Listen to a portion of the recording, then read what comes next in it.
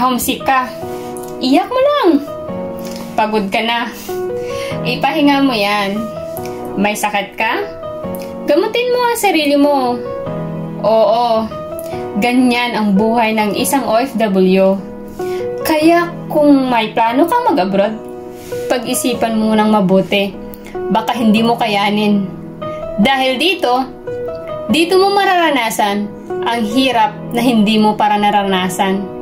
At dito mo makikita ang tunay na laban na kahit ayaw mo na, hindi mo pwedeng sukuan. Ano, gusto mo pa mag-abroad? Akala mo madali kasi ang pag-abroad. Hindi yon. Sa pag-abroad, kailangan matapang, malakas, madeterminasyon. Kasi ang pag-abroad, nandito lahat ng laban. Hindi ka pwedeng pahina-hina dito. Hindi ka pwedeng uupo-upo, hindi ka pwedeng pag ayaw mo. No, iba dito. Kailangan mo ng mahabang patience, mahabang pasensya. Dahil iba ang makakasalamuha mo.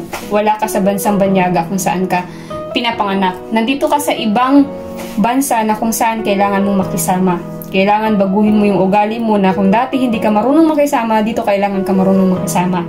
Kung dati na hindi mo alam kung paano maglinis ng bahay, dito kailangan mong matuto. Kailangan marunong ka. Kung ano yung mga kaugalian mo sa Pilipinas na hindi mo pwedeng dalhin dito, huwag mong dalhin. Dahil iba ka sa Pinas at iba ka dito.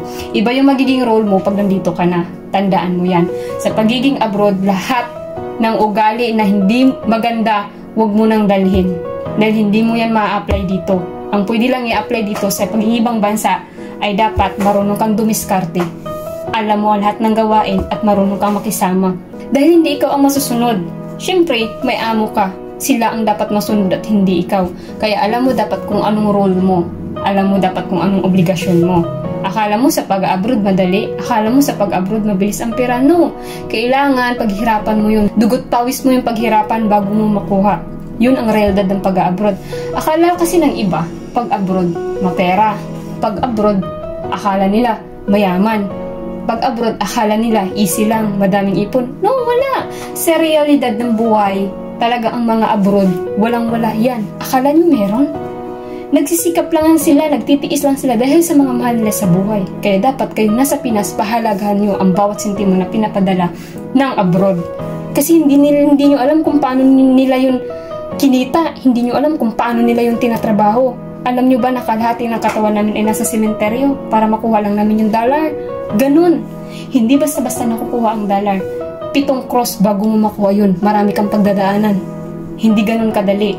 Oo, pag nasa palad namin yan, mabilis lang siya mawala. Dadaan lang yun sa palad namin yung sweldo. Pagka after 1 minute or ilang ano na, pag napadala na yun, wala na yun. Buti nga ang sweldo nakakauwi sa Pinas. Kami, ilang taon bago makauwi. Ganun. Kaya sana naman sa mga may mga hal sa buhay, sa mga may kamag-anak na abroad, sana wag nyo naman baliwalain. Wag nyo naman na porket pagkatapos yung hingan, wala na, hindi na kayo magpaparamdam. Magpaparamdam lang kayo pag tuwing sahuran. No. Dapat man lang, kahit wala kayong kailangan o wala kayong ano, kumustahin nyo. Dahil yun ang gamot nila. Pag once kinumusta nyo sila, mapawala at mapapawi yung pagod na naramdaman nila. Kaya sana, iparamdam mo sa kanila na hindi lang puro pera-pera lang. Iparamdam nyo din na concerned kayo. Na kumakain, itanong nyo din sa kanila na kumain na ba kayo, ganun. Kasi yun lang yung gamot eh. Please do like and follow for more hugot. Char!